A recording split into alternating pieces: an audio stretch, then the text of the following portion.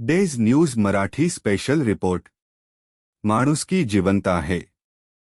ग्नी हाजी आणि माजी नगरसेवक नूर मोहम्मद शेख यांच्या सातत्यपूर्ण पाठपुराव्यालाही अखेर यश आलं. शहीद रियाज पिंजारी यांना ही मदत मिळवण्यासाठी त्यांनी अनेक दिवसांपासून संबंधित यंत्रणांशी संपर्क ठेवून आवश्यक कागदपत्रे व प्रक्रिया पूर्ण करत ही मदत मंजूर करून घेतली.